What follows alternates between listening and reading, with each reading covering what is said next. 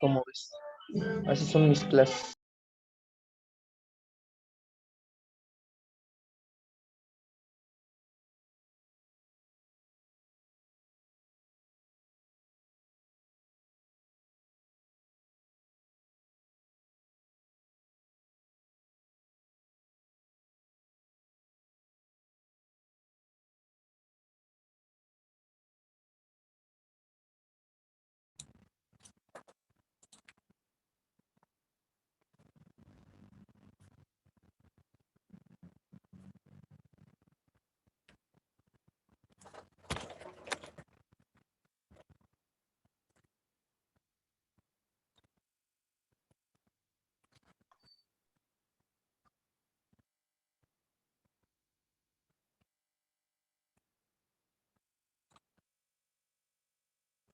Ok, damos 4 minutitos más para que se ingresen sus compañeros.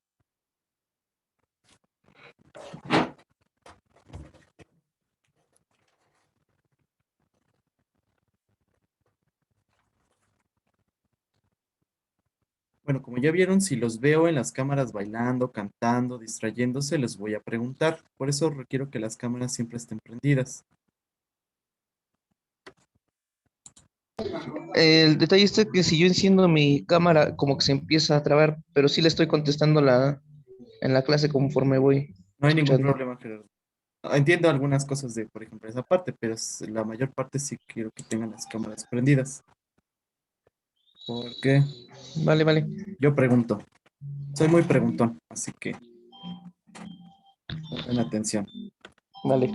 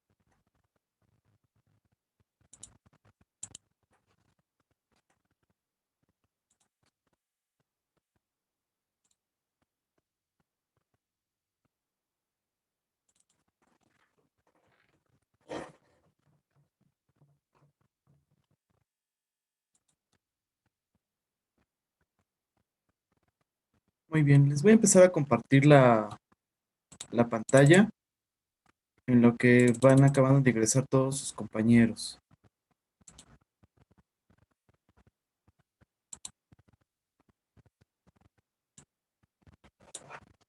Muy bien.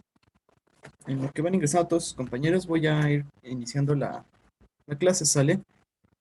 Bueno, la siguiente clase es la de salud pública y hoy nos toca ver lo que es historia de salud pública. La salud pública es bastante importante dentro de lo que es el primer nivel de atención médica como tal dentro de nuestro país y no solamente de este país, de hecho la historia viene desde los egipcios como tal esta salud pública. ¿Para qué nos va a servir esta salud pública? Va a ser prácticamente para prevenir.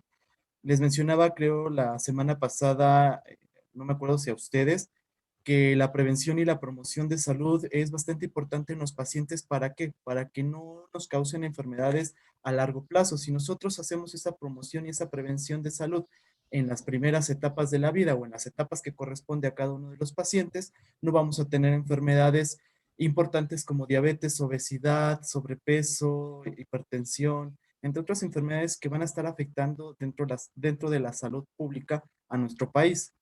Me estoy enfocando a nuestro país, pues porque prácticamente recuerden que tenemos el primer nivel o la primera medallita de lo que es obesidad infantil. Entonces, por eso es importante esta salud pública o las acciones que se realizan dentro de la salud pública. Muy bien. Entonces, Cecilia Trejo, ¿nos puede leer la primera diapositiva, por favor? Introducción a la historia de la salud pública. Ciencia y arte de impedir la enfermedad, prolongar la vida y fomentar la salud y eficacia mediante el esfuerzo organizado de la comunidad para que el individuo en particular y la comunidad general se encuentren condiciones de gozar de su derecho natural a la salud y longevidad. ¿Qué entiende por esta diapositiva? ¿Qué es lo que entendió al momento de leer esta diapositiva?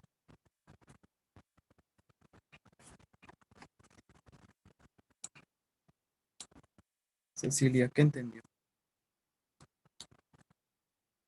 Con sus propias palabras, ¿qué es lo que entiende? Es como para impedir alguna enfermedad o alguna, no sé. Ok, lo que efectivamente es para prevenir las enfermedades, pero es un esfuerzo, como dice ahí, organizado de la comunidad. La comunidad se refiere no solamente a la población que nosotros estamos atendiendo, sino a los conocimientos que nosotros estamos adquiriendo como profesionales de la salud para poder llevar a cabo ese esfuerzo a nuestra comunidad. Y la comunidad, recuerden que se divide primero en el individuo. Si nosotros nos basamos primero en un individuo, podemos hacer la promoción importante en toda una comunidad o en una población. Si nosotros hacemos dentro de una población, entonces podemos ir hacia lo que es en un municipio, de un municipio a un estado, del estado a lo que es toda la república. Para eso se requiere este tipo de salud. ¿Por qué es importante nosotros tener esta salud pública? Pues para tener, uno, el derecho natural de la salud. Todo individuo, como dice la Constitución mexicana, todo individuo merece o tiene derecho a una salud. Y la longevidad. Si ustedes se dan cuenta o si ustedes se empaparon un poquito de la historia de la salud pública, anteriormente la población no duraba a veces más de 35, 40, 50 años. Conforme la salud pública se empezó a adquirir en cada uno de los estados o en cada uno de los países, entonces la longevidad empezó a aumentar. ¿Por qué? Por la promoción y la prevención de muchas enfermedades que se empezaron a dar cuenta que si hacíamos algo, podíamos cambiarlo, podíamos modificarlo y podíamos disminuir esa mortalidad y morbilidad de dicha enfermedad. Un ejemplo de esta es el cólera o el sarampión o la polio. Una vez introducidas las vacunas, una vez introducidas que debemos de lavar bien las verduras, debemos clorarlas o debemos levantar no dejar charquitos de agua, las llantas y todo ese tipo de cosas, las enfermedades transmitidas por vectores o las enfermedades transmitidas por virus, bacterias que se encuentran a nuestro alrededor, pues fueron disminuyéndose. Entonces, para eso nos sirven esta definición de una salud pública y esta definición es la que da como tal la Organización Mundial de la Salud. Muy bien. Dentro de esta historia, pues tenemos diferentes categorías relacionadas con la salud de la población. Como les dije, nos vamos por un individuo y después nos vamos por toda la población.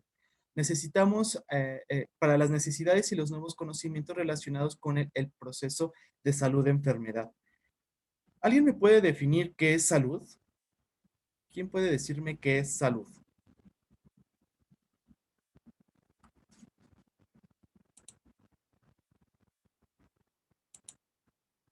Fátima, ¿me puede decir qué es salud? Es el bienestar de una persona o de alguien. Ok, es el bienestar de una persona.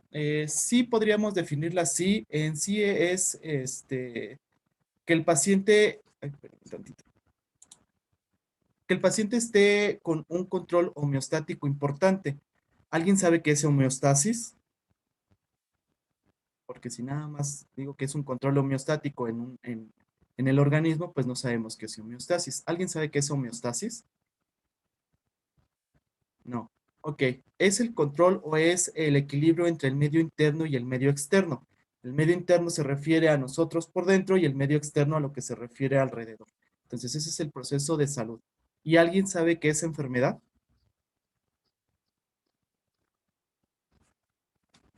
Vamos Vamos a ver. Modesta, ¿Puede ser ¿sabe un qué es? conjunto Ah, de síntomas? ¿quién me dijo? ¿Quién me habló? Yo, Diana Vianey. Ok, Diana, viene un conjunto de síntomas y signos, ¿me dijo? Sí. Ok, podríamos definirlo así. En sí, la definición correcta sería, Mm, ajá, Gerardo, Podría ser algo que daña al cuerpo, algo que daña el cuerpo. También podríamos un definirlo. fenómeno que daña el cuerpo, ¿Algún qué? un fenómeno que daña o causa una irregularidad en el cuerpo. Efectivamente, una enfermedad causa irregularidades o malestares dentro del cuerpo, como dijo Vianney, con síntomas y signos. En sí es la pérdida de la salud o del estado físico de salud. Esa es la definición como tal de enfermedad.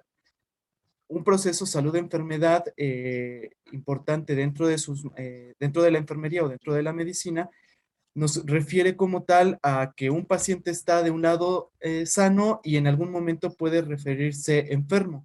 Entonces, hay una línea divisoria que es precisamente esa parte, que es pasar de un lado saludable a un lado enfermo. Se supone que nuestro paciente debería quedarse en el lado sano, pero como sabemos, muchas veces el paciente pasa hacia el lado enfermo y entonces tenemos ese proceso de salud-enfermedad. Y de hecho, en algún momento dentro de la salud pública vamos a ver este proceso o la historia natural de la enfermedad. Dentro de la historia de la salud pública, pues tenemos muchas carreras o muchos estudios que entran dentro de esta parte, que es la medicina clínica, la salud pública, la medicina social, la medicina preventiva y la medicina comunitaria. Y todo esto se empezó a dar mayor auge a partir del siglo XIX y a principios del siglo XX. De hecho, la expansión y el boom de la salud pública fue a partir del siglo XIX y uno de los países más importantes y casi padres de la salud pública es Cuba. Cuba es uno de los principales países con salud pública importante que nos ha dado muchísimas enseñanzas para los demás países y de los cuales hemos tomado ciertos puntos de sus regímenes de salud pública para podernos nosotros continuar en nuestro país. Y bueno, los autores se inclinan por una salud pública para la prevención y promoción de nuestras enfermedades. Adolfo, ¿nos puedes leer la primera diapositiva y el primer recuadro, por favor?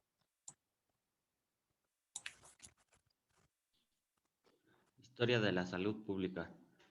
La, seu- la salud pública ha evolucionado desde la época de Hipócrates. Hablar de la influencia del ambiente físico y social en la salud de la población. Ok. ¿Sabes quién es Hipócrates, Adolfo? No. Ok. Es un filósofo que vivió en Grecia.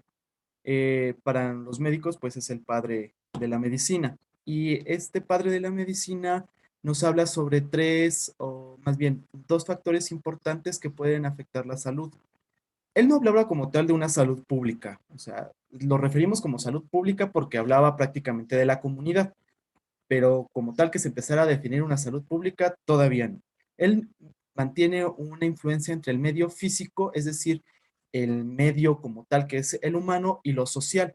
Si nosotros recorremos más la historia, posteriormente se habla sobre una triada importante del cuerpo o del paciente que equivale a un aspecto biopsicosocial.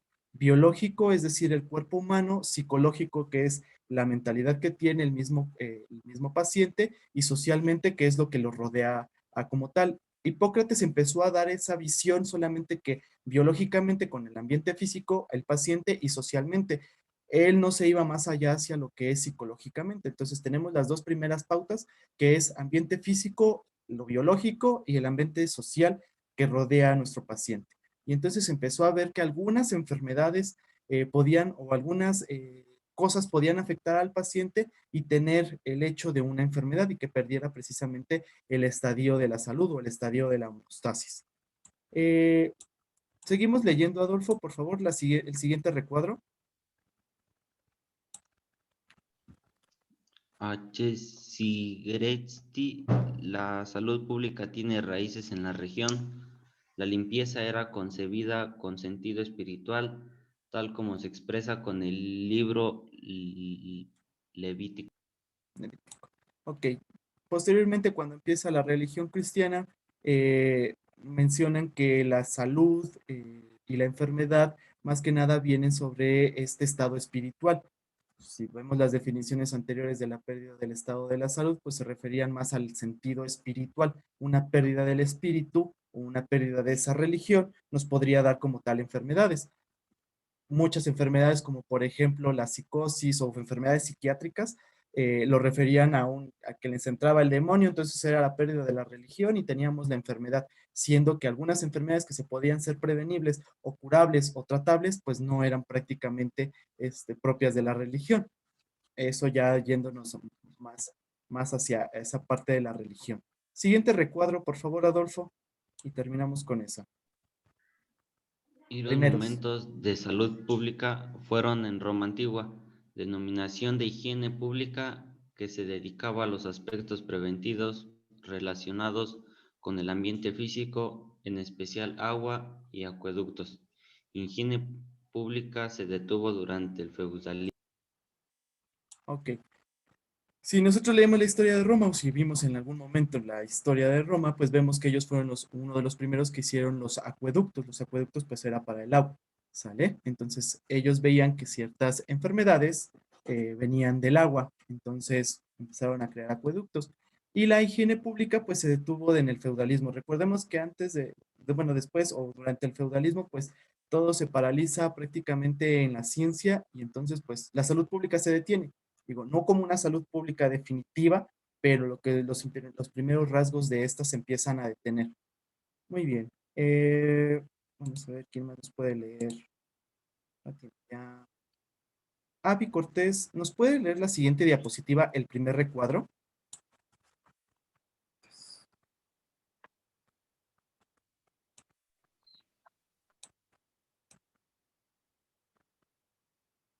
Avi Cortés. Tengo entendido que había tenido detalles con su conexión a internet todo el día. Ok, Gerardo. ¿Nos puede leer entonces usted la primera diapositiva?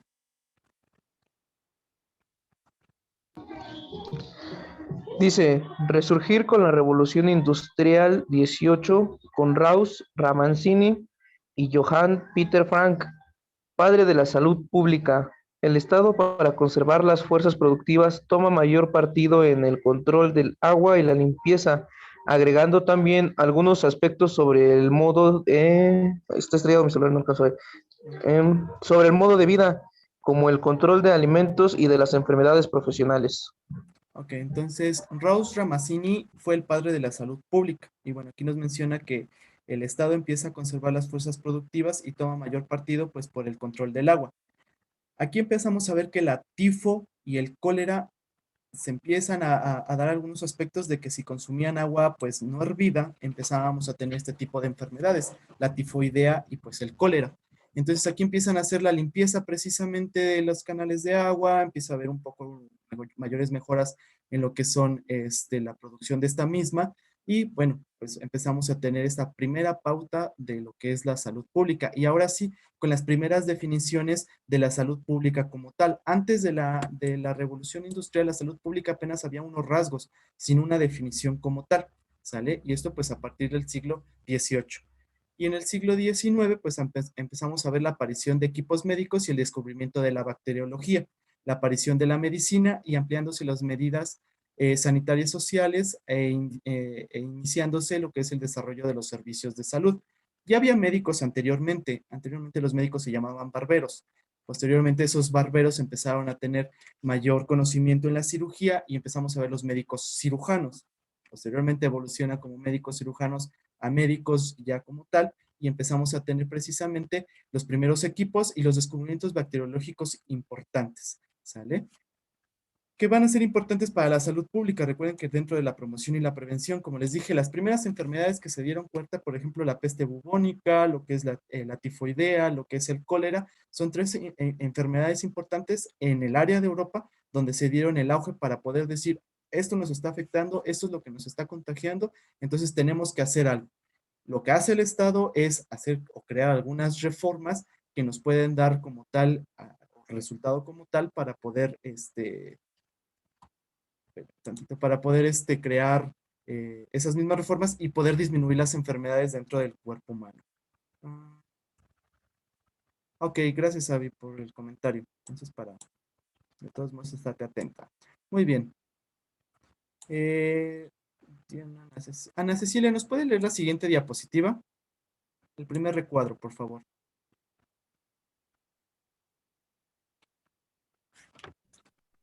Dice Rusia en 1865 y en Alemania en 1883, perdón. Servicio de salud.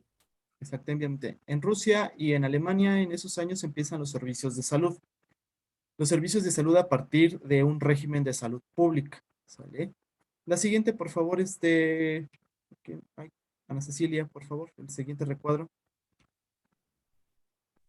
Mismo siglo XIX, Florence Nightingale, funciones de saneamiento, cuidados de salud a niños y adultos y educación para la salud. Ok, aquí también importante. Al principio les dije que Hipócrates, el padre de la medicina, empezó esa parte de lo que era salud pública, sin una definición como tal.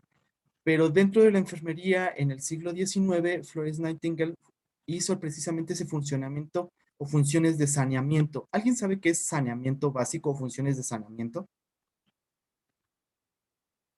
¿Alguien que me pueda decir qué es saneamiento?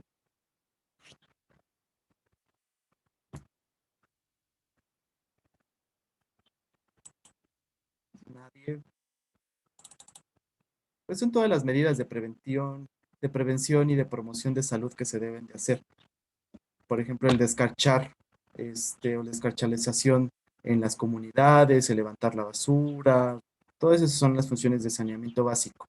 Entonces, Florence Nightingale lo que hace son los cuidados de los niños, adultos y pues la educación para la salud. Cecilia, ¿por qué es importante la educación de la salud dentro de la salud pública? ¿Para qué le va a servir?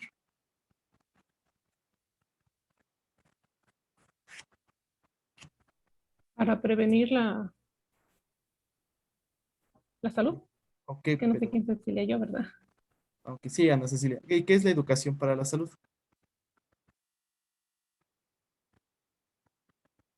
¿Cree usted cree que sea educación para la salud?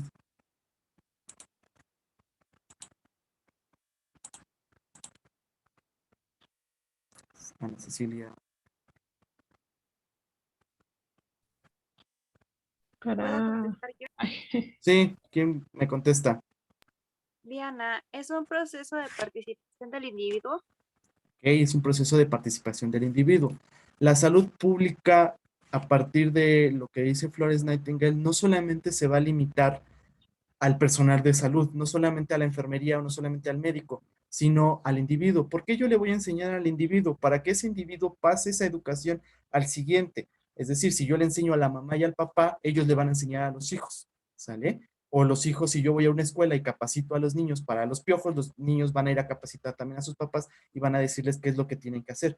Para eso me sirve la educación de la salud. No solamente yo hablar y hablar y hablar con el paciente durante la consulta o durante la vacunación, sino que él mismo también me entienda y que lo pueda transmitir estos conocimientos. Eso es lo que quería también Florence Nightingale dentro de la educación para la salud, ¿sale?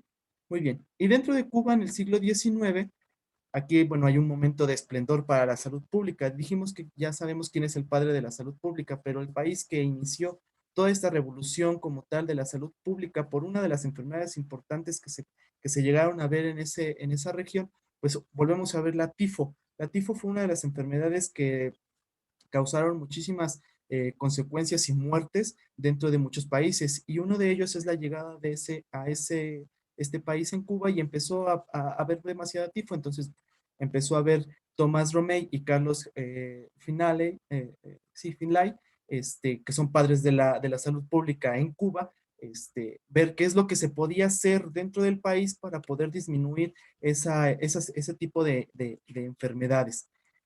Aquí, bueno, sobre todo se centraron en acciones preventivas y se les consideraron pues la primer higienista nacional. Aquí empieza a ver como tal la iniciación de que los médicos y enfermeras empezaran a especializarse en salud pública. De hecho, salud pública para los médicos es una especialidad y también para enfermería es una especialidad. Y bueno, el control sanitario. Ellos empezaron a decir, con un buen control sanitario dentro del país vamos a disminuir las enfermedades que se están teniendo durante esta época. Después, durante la primera mitad del siglo XIX, seguimos aquí mismo en Cuba, los ministerios, empieza a haber un Ministerio de Salud Pública al crearse en Cuba, es el primero en el mundo y posteriormente en el mundo se empieza a ver este primer ministerio y entonces empiezan a retomar los diferentes países y empieza a haber una Secretaría de Sanidad y Beneficencia. Beneficencia, pues para poder realizarlo hacia la población, y sanidad, pues son las acciones prácticamente que se deben de hacer para disminuir las enfermedades que están aquejando al país durante ese siglo y posteriormente pues durante los demás siglos. Después fueron surgiéndose en Alemania, Inglaterra, Francia, entre otros países, principalmente de Cuba se fueron estas ideas hacia Europa y volvieron a regresar hacia América Latina. Y bueno, Sirgis, Rosen, Lee, Jones, surgen una de las primeras definiciones de la salud pública y tenemos la primera definición a partir de Winslow en 1920. Ney, ¿nos puedes leer la primera definición de salud pública? Dice, salud pública es el arte de impedir enfermedades, prolongar la vida, fomentar la salud y la eficiencia por el esfuerzo organizado de la comunidad para el saneamiento del medio, el control de enfermedades transmisibles, educación en higiene personal, organización de los servicios médicos y enfermería para el diagnóstico temprano y el tratamiento preventivo de las enfermedades. Ok, como ven, esta definición no solamente nos está marcando como tal la parte del inicio de la salud pública, sino no solamente tampoco para los médicos, sino también engloba a la enfermería. Los médicos y las enfermeras trabajan juntos para hacer un diagnóstico temprano y el tratamiento preventivo de las enfermedades. Creo que con ustedes tuve la clase precisamente de lo que son, ¿qué vimos? Del proceso de enfermería, que dijimos que las enfermeras también hacen un diagnóstico y ese hacen un diagnóstico temprano. Entonces, sobre todo el diagnóstico temprano para poder tener el control de las enfermedades transmisibles. Posteriormente, estas definiciones van cambiando y no solamente de las enfermedades transmitibles, sino de las enfermedades que se pueden prevenir. ¿Alguien sabe cuáles son las enfermedades transmitibles que pueden llegar a tener aquí en México y de las cuales todavía seguimos en lucha para no poder seguirlas transmitiendo? ¿Qué enfermedades? Bueno, a ver, Ney, tú eres la que nos estabas leyendo. ¿Qué enfermedades transmitibles seguimos combatiendo todavía? El VIH. ¿El VIH? ¿Qué otras? Tú mencióname varias. Una es el VIH. El cólera, bueno, el viruela.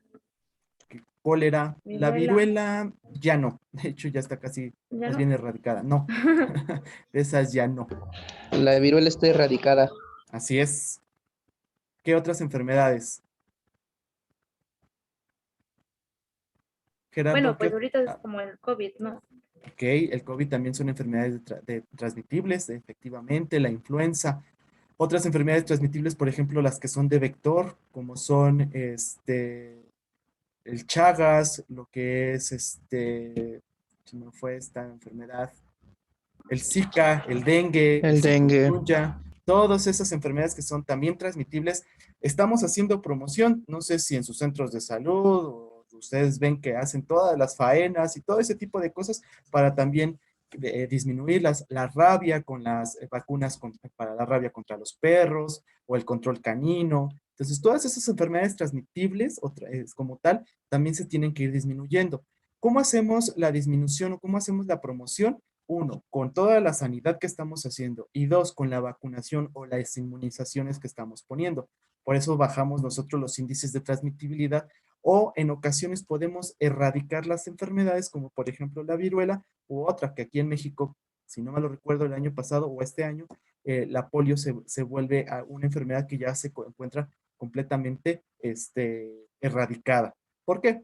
Por todas las prevenciones y promociones que se hicieron durante muchísimos años para bajar toda esa mortalidad que se tiene con estas enfermedades. Muy bien. Entonces, ¿qué tenemos dentro de la salud pública? La prevención. Dentro de esta prevención tenemos pues el inicio de una nueva etapa después de la primera y yendo a una revolución epidemiológica.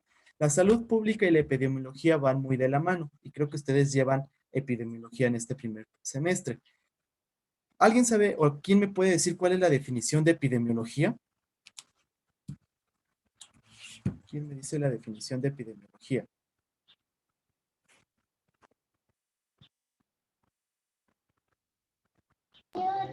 Es el brote de una enfermedad que afecta a, a varios individuos con los mismos síntomas Ok, es o el enfermedad. brote.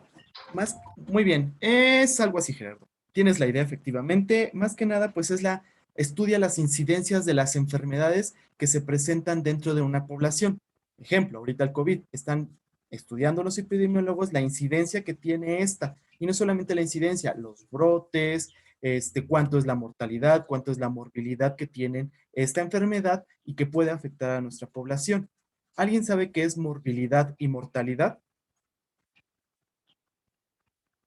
Porque ya lo he mencionado varias veces ahorita. La mortalidad es el número de muertes en una población. Ajá, y la morbilidad. El conjunto de desplazamientos de personas que se producen en un entorno físico. Exacto, ¿sale? Entonces, esa es la mortalidad, ¿sale?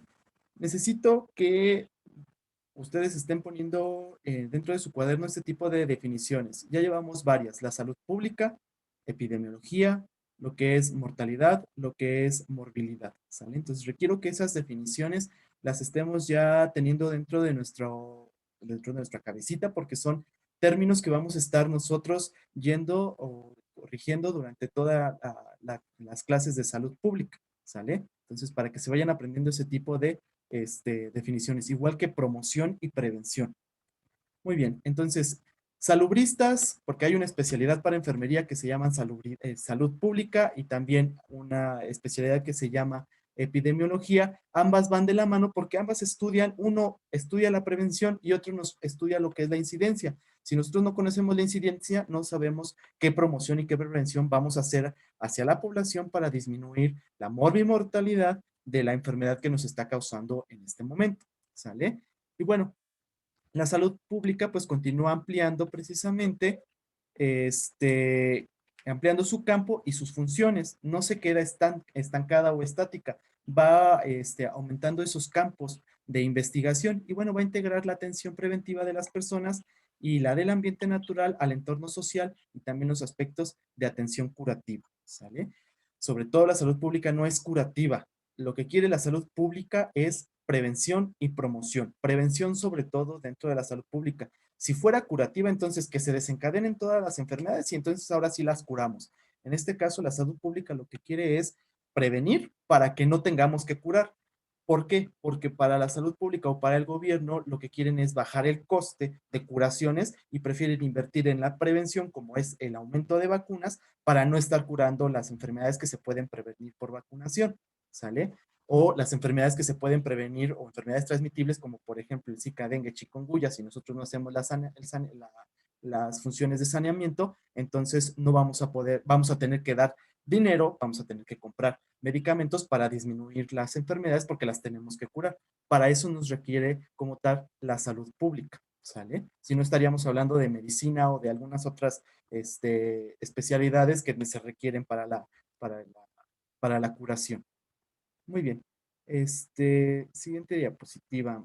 Muy bien. Entonces, dentro de la historia pública, pues tenemos el conservadurismo por la política de Inglaterra, que eliminó pues completamente el término de salud pública. Y de hecho, Inglaterra empieza a hacer un retroceso en esta salud pública y se empiezan a mostrar mayor tipo de enfermedades durante esta época. ¿Sale? Conforme se empieza a alzar en Cuba, en Inglaterra, como que empiezan a disminuirla, posteriormente se vuelve a retomar. La salud pública se ha convertido en una ciencia integradora y multidisciplinaria.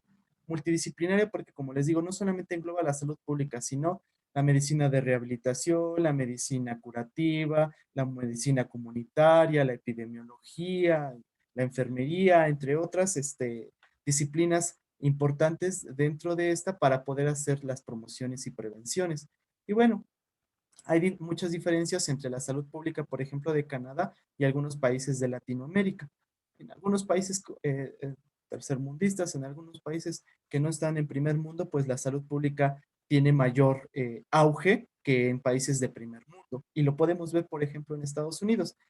Una de las promociones o prevenciones que hacemos aquí es la vacuna, la BCG, mientras que en Estados Unidos la BCG se ha eliminado por completo.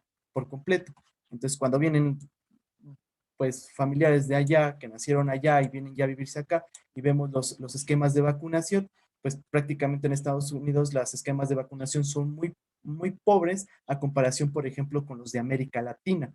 Entonces, América Latina y sobre todo México tienen los mejores esquemas de vacunación a comparación de otros países. Adolfo, ¿qué protege la vacuna de BCG? Cuéntame, que es una de las primeras vacunas que se ponen al nacimiento. ¿Qué protege, Adolfo? ¿Lo puedo ayudar? A ver, Gerardo, ¿qué protege? Tuberculosis. Tuberculosis. ¿Qué tipo de tuberculosis? Eso sí no recuerdo exactamente. La tuberculosis meningia. Es decir, dentro de lo que es el sistema nervioso. Es lo que nos va a proteger la BCG. Porque hay muchas tuberculosis. ¿Sale? Muy bien. Nos desconectamos un momento para podernos ir a la siguiente hora. Bueno, los siguientes 20 minutos para poder terminar la clase. ¿Sale? Si tienen alguna duda o alguna pregunta, lo respondemos en la siguiente. Entonces, ahorita los veo en la siguiente sesión para poder continuar.